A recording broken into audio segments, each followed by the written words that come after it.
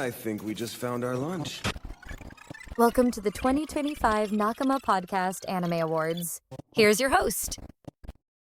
We can't wait to show you what we have in store, so we're not going to. Here on the Nakama Podcast, we normally go over what's new, but we can't be ignoring the animes that have been going on for years. So here's your best 2024 nominees for ongoing animes. My Hero Academia, Season 7 from Studio Bones. Following up, we got Demon Slayer Season 4 from UFO Table. After that, Oshinoko by Daga Koba. And last but not least, Nier Automata Version 1 A1 Season 2 from A1 Productions. The winner is Nier Automata Season 2 from A1 Pictures.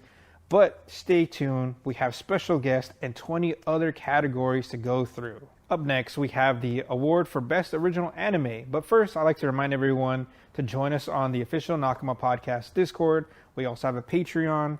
Links in the description. The easiest way for you to share your thoughts on anything we review is to hit up those socials. We have an Instagram. Let us know what you think here on the show. Presenting Best Original Anime. When it comes to the category of Best Original Anime, nominees don't need to be from a new IP. They just can't be an adaptation of something that already exists. As long as the story was written for presentation in the anime format, it counts. Our nominees for Best Original Anime of 2024 are Jellyfish Can't Swim in the Night from Doga Kobo, Girls Band Cry from Toei Animation, Mayonaka Punch from PA Works, and Negative Positive Angler from Studio Nut. And the winner is Girls Band Cry from Toei Animation, a wonderful story about the hardships of being a musician, produced by Tadashi Hirayama, Kazuo Sakai, and Juki Hanada, who were all previously involved in Love Live Sunshine. So, of course, this is going to be a good one. And since we're on the subject of music, 2025 has been an amazing year for music, with songs from shows like My Dear Friend Nokotan and Dandadan dominating Spotify charts and TikTok trends, turning into earworms we just can't get rid of. Now we're here to present the award for Best Music, and our nominees are Odanoke from Dandadan, Dear Color Days from My Dear Friend Nokotan, Abyss from Kaiju No. 8, and Kaiju from Orb on the Movements of the Earth. And the winner is Odanoke by Creepy Nuts from Dandadan. When it comes to anime soundtracks, some of the best, most effective moments come from music that scores our favorite action scenes. Let's send it over to the announcements for Best Action Series. Best Action Series. the category for Best Action is jam-packed with hit after hit after hit, with nominees ranging from the paranormal sci-fi series Dandadan from Science Saru, Yo-Star's Power Rangers Takeoff Go-Go Loser Ranger, the giant monster-focused Kaiju No. 8 from Production IG, as well as their post-techno-apocalyptic summer hit, Terminator Zero. Any selection from this category is guaranteed to have some killer battles. But the one who reigns supreme is Dandadan from Science Saru. I'll let you suckle my teats, boy, if you let me gobble your dung.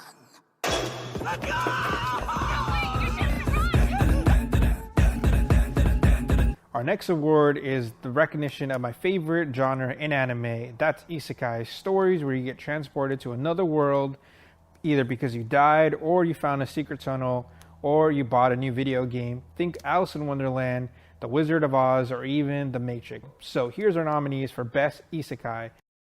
Best Isekai. We got Sasaki and Peeps by Silverlink, Suicide Squad Isekai by Wit Studio, Journey Through Another World, hold it, Raising Kids While Adventuring by EMT Squared, and I'll Become the Greatest Villainess to Go Down in History by Moho Film. And weirdly enough, the winner is I'll Become the Villainess That Goes Down in History by Moho Films. Peralta rigged it.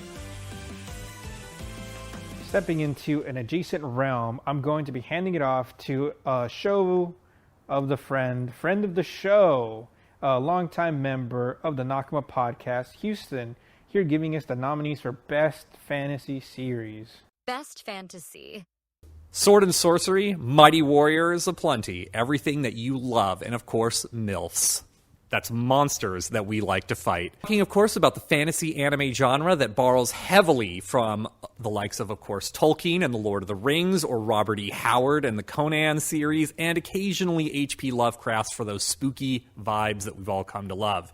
All the flavors and tropes of anime combined with all of that form the best genre in anime. However, there are 4 fantasy stories of 2024, and those nominees are as follows. Toei Animation's Dragon Ball Daima, Silver Link coming in hot with Sasuke and Peeps, Based Studio Trigger delivers Delicious in Dungeon, and of course Shinny Animation and Synergy SP team up to do Mr. Villain's Day Off.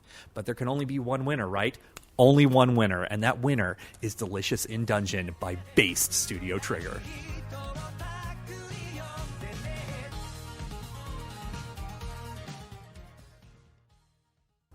Thank you to Houston for joining us today. If you want to see more from him, you can find him on TikTok. Links on the screen and the description below. Our next award celebrates the shows that make us laugh out loud, LOL. I'm talking about, of course, the award for Best Comedy. Best Comedy. Our nominees are Sasuke and Peeps from Silver Link, My Dear Friend Nakaton from Wit Studio, Mayanaka Punch from PA Works, and Dandadan from Science Saru. Our winner is Dandadan from Science Saru.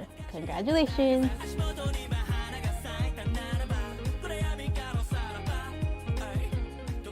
From intense thrillers to soul-crushing tear-jerkers, the best dramas of the last year has glued us to our seat and our tissues.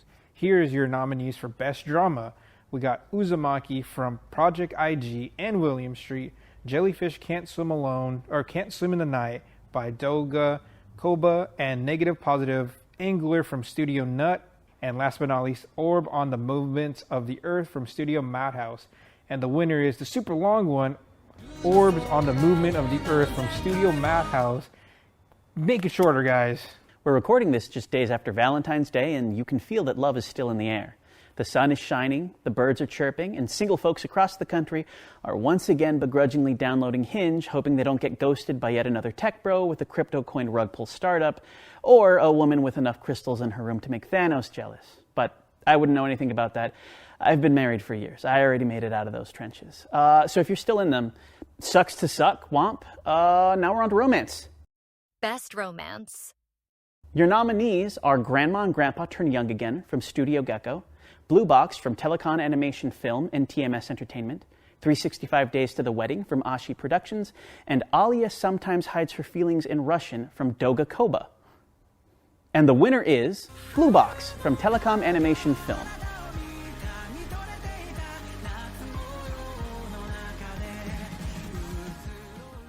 Sports anime are about more than just competition. The lessons you learn on the field can often teach you how to handle life off the field. When it comes to sports anime, there's a lot of real value and entertainment in our nominees. For Best Sports, we have Blue Box from TMS Entertainment and Telecom Animation Film, Negative Positive Angler from Studio Nut, Kinnikuman Perfect Origin from Production IG, and High Speed Etoile from Studio ACAT. Our winner for Best Sports Anime of 2024 is Negative Positive Angler from Studio Nut. For our next award, we're looking at the shows that highlight what everyday life is like for the ordinary and the extraordinary. Fewer fights to the death, more strolls through the park. These shows are often cozy, comfortable, and occasionally surprising. The nominees for Best Slice of Life, the best category, Sal, are Best Slice of Life. Idolmaster Shiny Colors by Polygon Pictures, Journey Through Another World, Raising Kids While Adventuring by EMT Squared, Dahlia in Bloom, Crafting a Fresh Start with Magical Tools by Typhoon Graphics, and last but not least, Mr. Villain's Day Off by Shin-E Animation and Synergy SP. And the winner is, for Best Slice of Life, Dahlia in Bloom by Typhoon Graphics.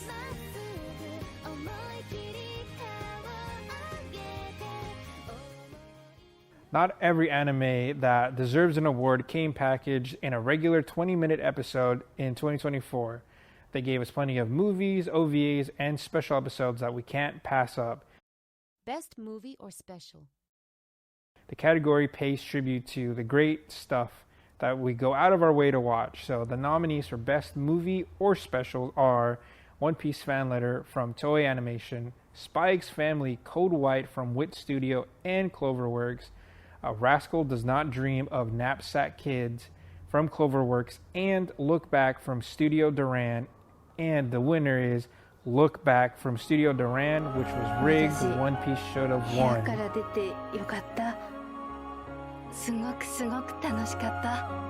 Now I'd like to hand it off to the man behind Scared 8, the king of Latveria himself, X, and not your ex, this X. He's here to bring you Best Art Direction. Thanks, Sal. Glad to be a part of this, man. All right, so this is your nominees for the Best Art Direction. We have Go-Go Loser Ranger from Yostar, Mayonaka Punch from PA Works, Jellyfish Can't Swim in the Night from Doga Kobo, and My Dear Friend Nokatan from Wit Studio. The winner is Jellyfish Can't Swim in the Night from Doga Kobo.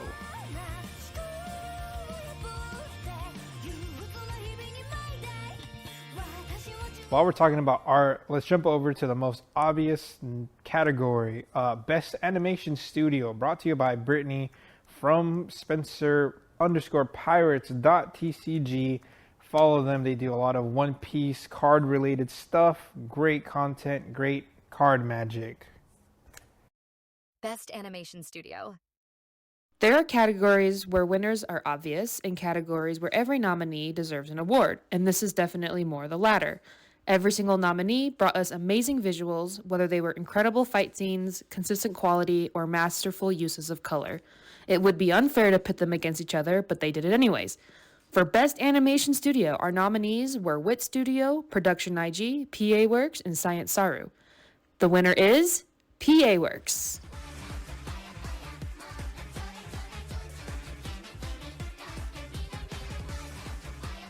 And now it's time to present the award for Guilty Pleasure. This category is all about the animes that you love to love, but hate to tell others about. They're sexy, crass, or otherwise just over the line enough to warrant some embarrassment if anyone catches you watching them, and you certainly shouldn't be watching them on your work computer. The nominees for Guilty Pleasure anime are 2.5 Dimensional Seduction from JC Staff, Plus-Sized Elf from Studio Elias, Gushing Over Magical Girls from Asahi Production, and Ranma 1/2 from MAPPA. And the winner is 2.5 Dimensional Seduction from JC Staff.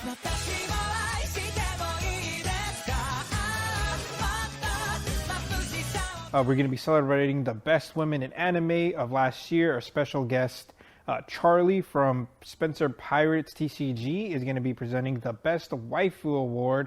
Also, clearing my browser history. 2024 really was a banner year for well-rounded women in anime. It's near impossible to not fall in love with any or even all of our nominees. Momo Ayase from Dandadan, Elisa Kujo from Aaliyah Sometimes Hides Her Feelings in Russian, Nokotan from My Dear Friend Nokotan, and Marisa Amano from 2.5 Dimensional Seduction. This year's winner for Best Waifu goes to Ririsa Amano from 2.5 Dimensional Seduction. Thanks again to the Nakama Podcast for letting us help them announce the nominees and the winners. We just finished the Best Waifu. Thanks, Charlie. But now it's time for the ladies. Here's going to be your nominees for Best Husbando, brought to you by the Belladonna Fashion. They do J Fashion stuff. Take it away, guys. Hey, girls and gays, we're Belladonna, and we're tuning in from KatsuCon. Hi! We have been asked to present the award for Best Husbando, if we must. Boys. So, from Dan, we have Ken Takaura, also known as Okarun. From Ranma Half, we got Ranma. From 365 Days to a Wedding, we have Takuya Ohara. And last but not least, from Orb on the Movements of the Earth, we have Bodani. The winner is Takuya Ohara from 365 Days to the Wedding. Hey! Hey! All right. We're signing out. Bye. So, if your heart wasn't racing enough yet by Best Waifu, Best Husbando, now we're going to be showing off Best Cosplayer of 2024 that we, the Nakama Podcast, has run across from. Cosplay has become such a wonderful medium for anime fans to both express their love for their favorite shows, as well as showcase their talents in crafting and performing. So we couldn't possibly host an award show without giving these folks their well-deserved flowers. This category does work a little bit different than the rest, though. While we would love to highlight everyone, this category had to be restricted to only those cosplayers who were either on the show or interviewed for social media. Our nominees for Best Cosplayer are Monolith Costumes as Sam from Honkai Star Rail, Boykins cosplay as Barrett from Final Fantasy VII, Just Tim as a Helldiver from Helldivers 2, and Pepperjack as Star Scourge Radon from Elden Ring. And our winner is Monolith Cosplays for his work on Sam from Honkai Star Rail. We're going to be introducing Best Gacha Game. This is a huge industry. You got people spending thousands of dollars. We got whales, we got dolphins. All of these you can play from your phone.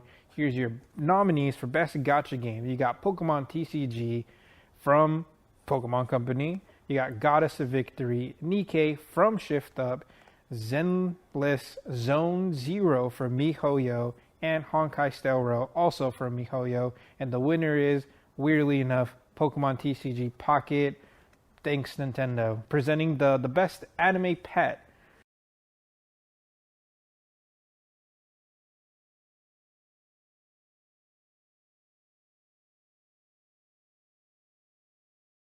Glad you can make it for the last award show of anime of 2024.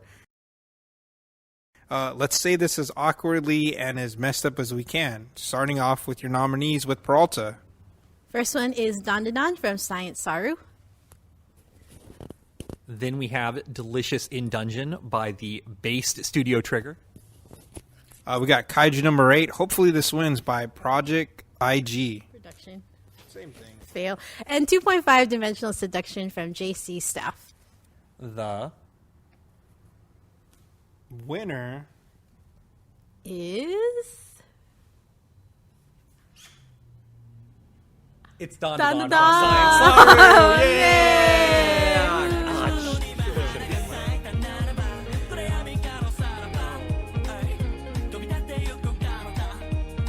Thank you for joining us. This has been a really, really great project, and we were a little surprised by the amount of responses that we actually got. When Sal and I were talking about doing this award show, it was going to be, if we got like 20, 30 people, that would have felt like, oh, cool, some people are responding. The Nakama Awards was just the best of for 2024, and there was over 20 categories? 21 categories. 21 categories, and there was supposed to be more, but we also cut it out because I didn't want to sit there all day talking.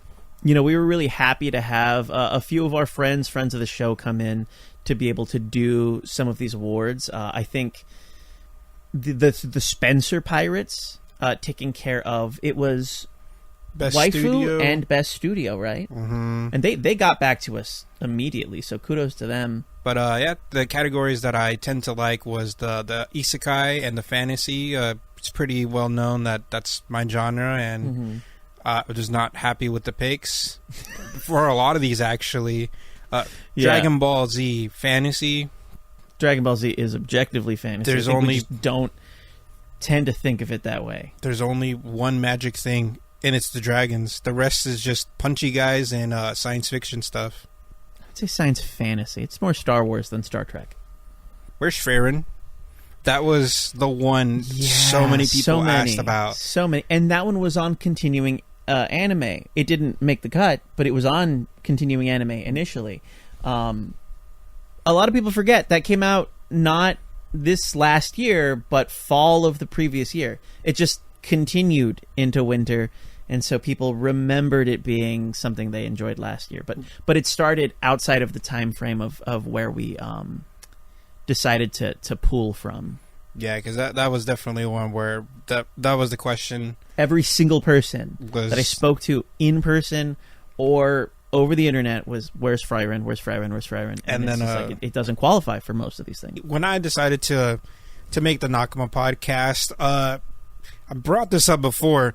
Cruz was the only one down out of all my friends. He was the only one like, I guess I can do it, and that worked out for the Nakama podcast because I tend to be a McHater straight up, and I do it on purpose because you just need to have some controversy just with I think Don sucks, and that's gonna get a reaction from you.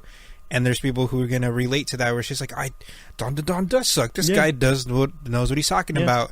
And you always brought actually, guys, this is why they chose this color and this background for this. And there's people, I'm not that person, who like that. And Peralta was an unexpected third co-host that I was not really expecting her to be on. She was someone that I worked with, and she was kind of rude. And when I was told, oh yeah, she has anime figures, and I go check it out, and I was like, oh, okay, you want to do the show? And she's like, I guess. And from there, that's also a person who brings another part of this Triforce, where it's just like, I don't like this because it has too many boobies, too violent. I like the slice of life. So I think the three of us coming together is when the episodes are better, because the structure's there. I know Peralta tends to be more quiet, but when she does talk and she's passionate about it, it's definitely the angle that neither of us show, because she's the more mature one out of the three. 100%.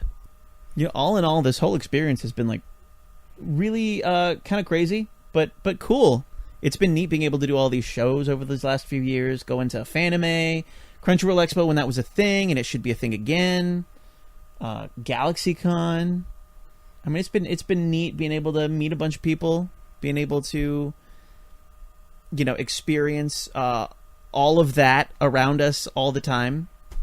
Yeah, I would say that the best thing that I got from the Nakama podcast, if we take another time skip, or as Peralta likes to say, get canceled, is the people that I've run across. I've met Rob or Masa from Masa for La Raza. I've met X. I've met the other cosplayers, Boykins. Yeah, Boykins. A bunch of Cosmic Peaches. Just all these people that, at the end of the day, that's the part that I take away the most from doing this podcast is, oh, cool, now I have someone else to talk to about this other thing, or someone to enlighten me on how business and real adults go down, because a lot of the time when I come here, X is like, this is what you got to do, and this is what you should be doing, and it's just like, I came in to buy some cards, but I'm glad you're telling me this, because I would never thought about any of this extra stuff. So that's the biggest takeaway, and that is interacting with some of the people who go to the panels and being like, yo, that was pretty cool, you talked about Junji Ito, and I'm always like, cool. I barely brought anything to the table. You want to thank Cruz, Peralta, or not Peralta, Houston and Lynn for these panels. But that's the biggest takeaway from me is the meeting of people, because I'm definitely more of a people person than either you and Peralta. Peralta's very, just leave me alone. Yeah.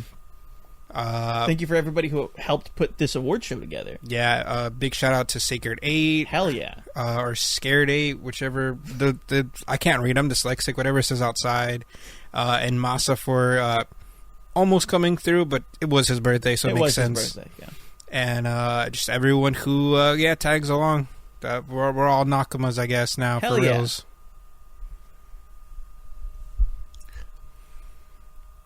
Thank you for watching. If you'd like to find more content, you're kind of like your socials, okay? Straight into the lens. Thanks for watching. Oh, I thought we were going to count it. You got to do it at the same time. All right. Thanks for watching. We used to be able to do that. Yeah, we used to be able to do that.